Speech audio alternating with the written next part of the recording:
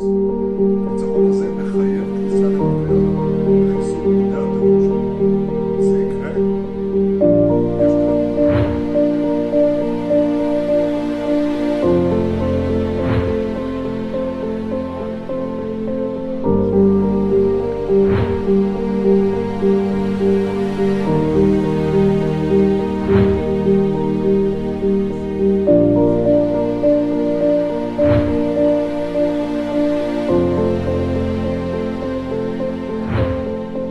A day after Israel reduced its troop presence in southern Gaza, Netanyahu escalated his commitment to invade Rafah.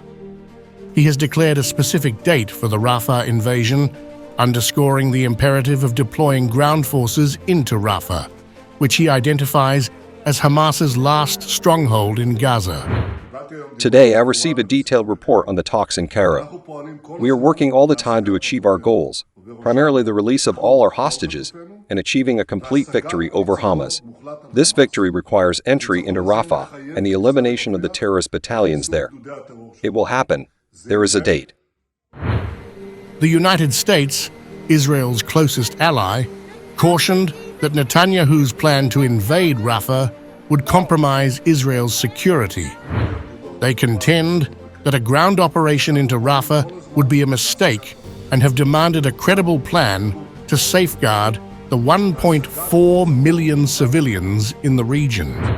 We have made clear to Israel that we think a full-scale military invasion of Rafah would have an enormously harmful effect on those civilians and that it would ultimately hurt Israel's security. So it's not just a question of Israel presenting a plan to us. We have made clear to them that we think that there is a better way to achieve what is a legitimate goal, which is to degrade and dismantle and defeat the Hamas battalions that still remain in Rafah. As the IDF prepares for a potential invasion of Rafah, ceasefire negotiations in Gaza remain deadlocked. A Hamas official said Monday no progress had been made at talks in Cairo on a ceasefire in the Gaza war, as Israeli Prime Minister Benjamin Netanyahu said a date was set for an invasion of Rafah, the enclave's last refuge for displaced Palestinians.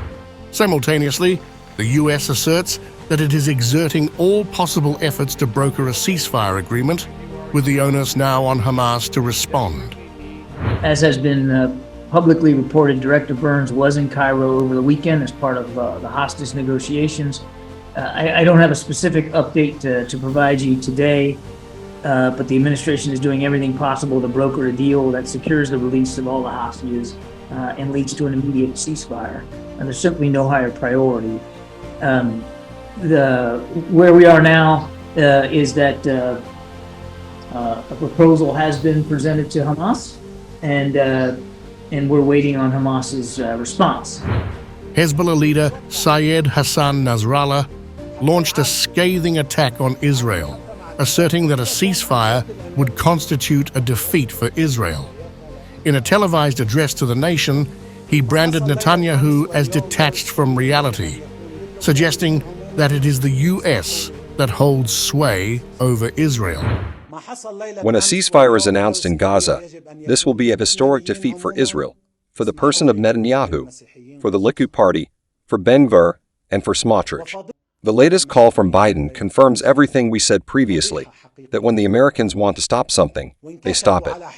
That the Americans cannot impose on the Israelis is useless talk.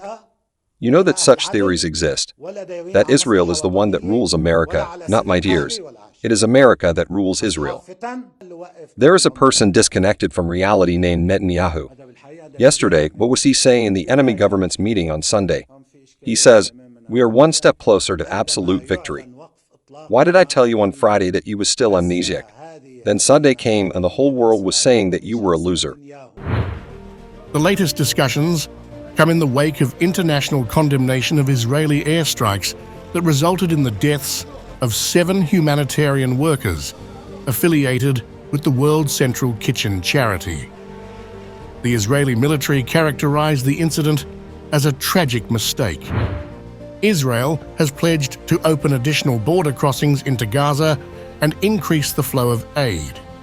However, the UN reports that in March, 85% of trucks carrying food aid were either denied entry or faced impediments.